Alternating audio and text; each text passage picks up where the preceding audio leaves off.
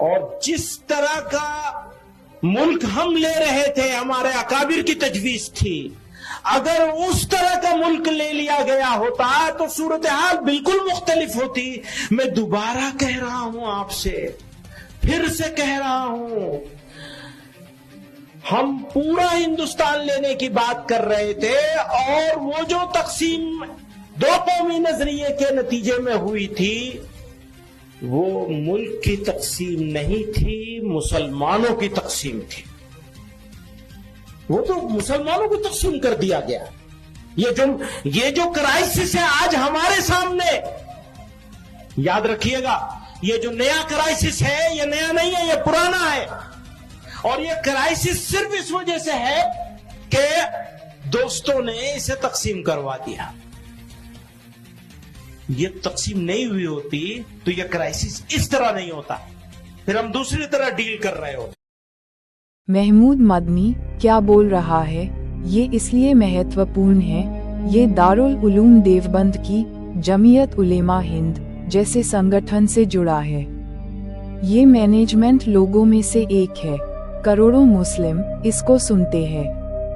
महमूद मदनी बोल रहा है, उसको गहरा दुख है इस बात का कि बंटवारा क्यों हो गया।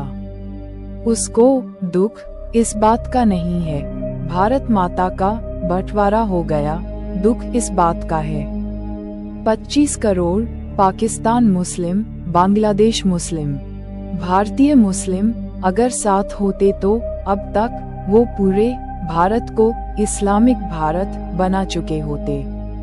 अब क्या बोले, ऐसे किसी संगठन को होना ही नहीं चाहिए था।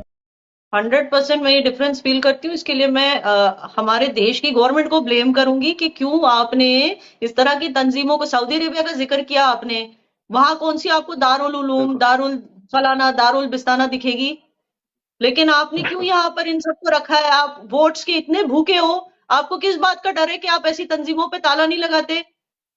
जिस देश में मेजॉरिटी हिंदू रहते हैं, वो हिंदूज जो हैं वो आइडल वर्शिपर्स हैं। आप वहां एक हिंदूज के बीच में देवबंद का मतलब आप समझो, व्हाट इज देवबंद? देव को यानी बंद, जो देव की पूजा बिल्कुल करते हैं उसको बंद करने वाले। आप हिंदुओं के बीच में देवबंद नाम की इंस्टीट्यूशन कैसे चलने दे सकते हैं? ये कहाँ का? मेरा मानना है आज भी मुस्लिम से जितना खतरा है उतना ही सेकुलर हिंदुओं से खतरा है। अब करे तो क्या करे, बर्बाद गुलिस्तां करने को जब एक ही उल्लू काफी है, अंजाम गुलिस्तां क्या होगा जब हर शाख पर उल्लू बैठा है। आइए सुनते हैं। मोहम्मद नाम तो खैर उसका दिया हुआ है, तो वो नाम की तो अलग ही ताकत है, अलग ही पहचान है, तो उसके आगे तो अच्छे की ना चली तो हम तो किस खेत की बोलिए। मगर पाकिस्तानी हमारा पड़ोसी देश है, हमारा भाई है, और बताइए क्या कहलवाना चाहते हैं? कोई देश अलग हो गया तो इसका मतलब दुश्मन हो गया। वसुदेव कुटुंब हमारे आर्टिकल 51 में लिखा हुआ संविधान में, अपने पड़ोसी देशों के साथ बना के रखने। पाकिस्तान हमारा दुश्मन देश नहीं है, हमारा पड़ोसी देश है, हमारा भाई देश है। और बताइए, ये कुछ पैसों के लिए बकवास करने की हद है। लिखता है, नफरतें मुझे कुछ यूं भी नागवार रही, जवाब क्या दूंगा, गर खुदा ही राम निकला। ये बोल रहा है भगवान राम भी अल्लाह हो सकता है। अश्विनी कुमार सोनी।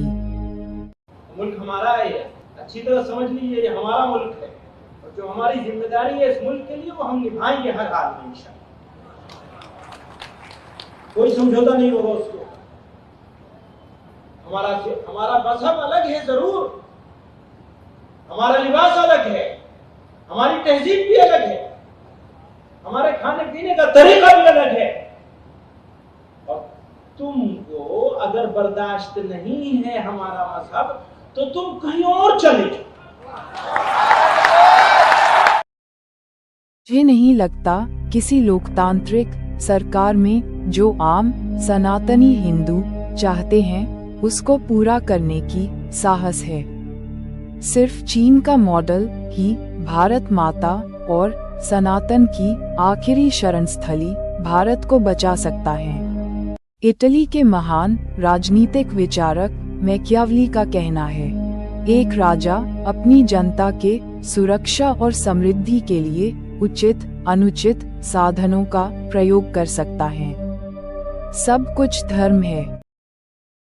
काबिल, योग्य, संपन्न भाई बहन माता पिता है। वो मेरी हेल्प डोनेट करे।